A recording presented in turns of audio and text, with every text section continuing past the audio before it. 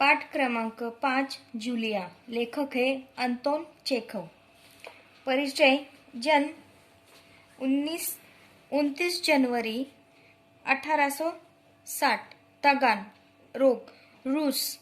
मृत्यु 15 जुलाई 1904। और उनका परिचय है महान रूसी साहित्यकार अंतोन चेखव प्रसिद्ध कथाकार और नाटककार थे। उनकी कहानियों में सामाजिक कुरीतियों का व्यंग्यात्मक चित्रण किया गया है। प्रमुख कृतियाँ a dreary story, the wife या उपन्यास, Anna on neck, a bad business, the word market, old age, Grisha आदि। कहानी इवानो, द चेरी आर्चर्ड आदि नाटक। और गद्य संबंधी में देखो, एकांकिका। इसका आकार छोटा होने के कारण इसमें एक ही कथा होती है। इसकी कथा व संवाद आदि से अंत तक रोचक और आकर्षक होते हैं। प्रस्तुत एकांकिका में रचनाकार ने दब्बूपन को त्याग कर अपने अधिकार न्याय के लिए सजग रहने हेतु प्रेरित किया है। यानी कि हमारा जो दब्बूपन होता है, यानी कि हम किसी का भी कुछ भी सहन करते हैं। कोई हमारे ऊपर अन्याय करता है तो हम वो भी सहन करते हैं और उसके बारे में कुछ भी बोलते नहीं है। अगर कोई आपके साथ दुर्व्यवहार कर रहा है या फिर कोई आपके ऊपर अन्याय कर रहा है तो आप वो सहन करते हैं और उसका जवाब आप देते नहीं। तो हमें न्याय के लिए सजग रहना चाहिए, यानी कि हमारे साथ न्याय ही होना चाहिए और इसके लिए हमें तैयार हमेशा रहना चाहिए। इस पाठ में हमें ये बताया गया है। देखो संभाषणीय में कि नौकरी पेशा अभिभावकों को अपने बच्चे शिशु पालन केंद्र में रखने पड़ते हैं। इस संदर्भ में चर्चा कीजिए। यानी कि जो नौकरी पर जाने वाले लोग होते हैं उनको क्या करना पड़ता है, अपने बच्चों को शिशु पालन, यानी कि हम इसे क्या बोल सकते हैं, डे केयर वगैरह में रखते हैं। तो हमें उसके बारे में आपको लिखना है और उसके लिए आपको यहाँ पर आवश्यक सोपान दिया गया है। जैसे कि बच्चों को केंद्र में रखने के कारणों पर चर्चा करें, यानी कि आपको उसमें रखने की जरूरत क्यों पड़ी। बच्चों को वहां भेजने पर उनके मन में जो विचार आते होंगे स्पष्ट करने के लिए कहिए। यानी कि जब हम बच्चे वहां पर भेजते हैं तो आपको क्या लगता है वहां पर कैसा होगा, उस प्रकार इस समस्या का हल पूछे और आपको इसका हल भी लिखना है। तो आपको ये लिखना है, आप हमेशा इस संभाषणीय का क्वेश्चन लिखते नहीं है। आगे देखो, एकांकिका में गवर्नेस यानी कि सेविका, गवर्नेस उसको कहते हैं जो गृह शिक्षिका यानी कि घर पर आकर बच्चों को पढ़ाती है। गवर्नेस की मार्मिक पीड़ा विवशता का सजीव चित्रण और शोषण से मुक्ति पाने का प्रभावी संदेश है कि इसमें जो गृह शिक्षिका होती है या फिर कोई जो घर पे आकर काम करता है उनके बारे में यहाँ पर बोला गया है और उनका कैसे कुछ लोग शोषण करते हैं उसके बारे में भी इस पाठ में हमें बताया है। तो देखो एकांकिका स्टार्ट कर दे। एकांकिका यानी एक प्रकार का एक क्या है, नाटक है। बच्चों की गवर्नेस जूलिया वासिलदेवना आती है, यानी कि जो बच्चों की गवर्नेस है वो वहां पर आती हुई दिखाई दे रही है। जूलिया क्या बोलती है देखो, दबे स्वर में आपने मुझे बुलाया था मालिक, यानी कि गवर्नेस का नाम है जूलिया और उसने कहा दबे स्वर में, क्योंकि वो क्या है वहां के काम करने के लिए आती है इसलिए वो धीरे से बोलती है। फिर गृह स्वामी यानी जिनके यहाँ पर जूलिया काम करती है वो बोलते हैं हाँ हाँ बैठ जाओ जूलिया, खड़ी मत रहो, तो वो उसको बिठाने के लिए बोलते हैं।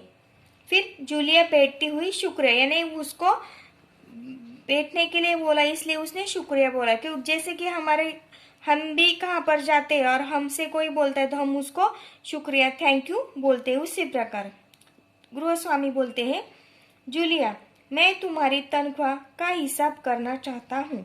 देखो तनख्वाह का मतलब यहाँ पर है वेतन।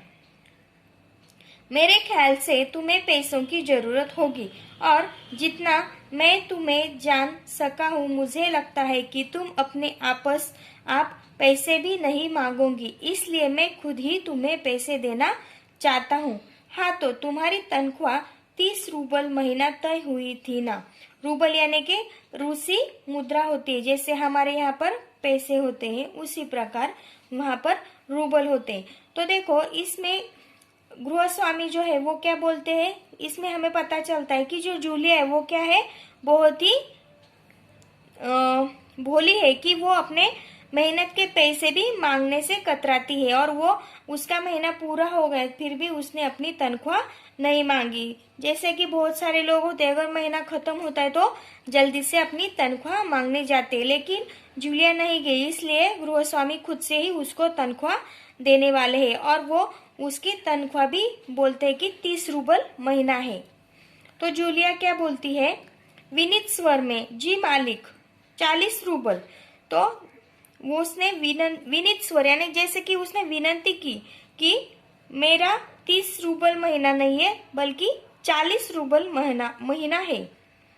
तो गृहस्वामी क्या बोलते हैं, नहीं भाई 30, ये देखो डायरी, पन्ने पलटते हुए, डायरी यानी दैनिकी। कुछ लोगों को आदत होती है सारा हिसाब किताब जो है वो एक डायरी में लिखते हैं, कि जिसमें हम पूरे महीने भर में कितना कहाँ पर खर्च करते हैं वो सब कुछ लिखने की आदत उनको होती है। उसी प्रकार उन्होंने वो डायरी दिखा दी कि मैंने इसमें नोट कर रखा है, मैं बच्चों की देखभाल और उन्हें पढ़ाने वाली हर गवर्नेंस को 30 रूबल महीना ही देता हूँ। तुमसे पहले जो गवर्नेंस थी उसे भी मैं 30 रूबल ही देता था। अच्छा, तो तुम्हें हमारे यहाँ काम करते हुए 2 महीने हुए। तो देखो उन्होंने गृहस्वामी जूलिया से बोलते हैं कि मुझे यहाँ पर डायरी में लिखने की आदत है, और तुमसे पहले भी जो गवर्नेंस थी उन सबको मैंने क्या किया है कि 30 रूबल महीना ही दिया है, तो मैं तुम्हें भी 30 रूबल महीना ही दूंगा। तो जूलिया दबे स्वर में बोलती है, जी नहीं, 2 महीने 5 दिन। तो जब गृहस्वामी बोले तुम्हें सिर्फ 2 महीने हुए, तो वो बोलती है कि 2 महीने 5 दिन हुए, यानी कि उन महीनों में 5 दिनों के भी उसको पैसे मिलने चाहिए थे। तो गृहस्वामी क्या बोलते हैं, देखो क्या कह रही हो जूलिया, ठीक 2 महीने हुए हैं भाई, मैंने डायरी में सब नोट कर रखा है। नोट कर रखना यानी दर्ज कर रखना, कि मैंने डायरी में लिख कर रखा है, दर्ज करके रखा है कि तुम्हें सिर्फ 2 महीने हुए हैं। हाँ, तो 2 महीने के बनते हैं 60 रूबल। तो गृहस्वामी बोले कि 30 महीना से 2 महीने के 60 रूबल हो गए, लेकिन 60 रूबल तभी बनते हैं जब महीने में तुमने एक दिन भी छुट्टी न ली हो। तुमने इतवार को छुट्टी मनाई है, उस दिन तुमने कोई काम नहीं किया, सिर्फ कोल्या को घुमाने के लिए ले गई हो, और ये तो तुम भी मानोगी कि बच्चे को घुमाने के लिए ले जाना कोई काम नहीं होता। इसके अलावा तुमने 3 छुट्टियां और ली है, ठीक है ना। तो देखो ये क्या बोलते हैं कि पहले तो क्या बोलते हैं कि 2 महीने के 60 रूबल हो गए, और उसमें से भी बोलते हैं कि इतवार की जो छुट्टी मनाई है उसके भी वो उसके पैसे काट लेंगे, और फिर जो उनके बच्चा जो है उसको वो घुमाने ले गई तो उसके भी वो पैसे नहीं लगा रहे, क्योंकि घुमाने के कोई पैसे नहीं होते। तो देखो बच्चों, हमने इतना देखा है, पहला परिच्छेद देखा है, और अगला परिच्छेद हम अगली बार देखेंगे, और इस परिच्छेद के क्वेश्चन आंसर मैं आपको भेज दूंगी। तो आपको सारे उत्तर लिखने हैं, और इसके साथ संभाषण का भी आंसर आपको लिखना है। धन्यवाद।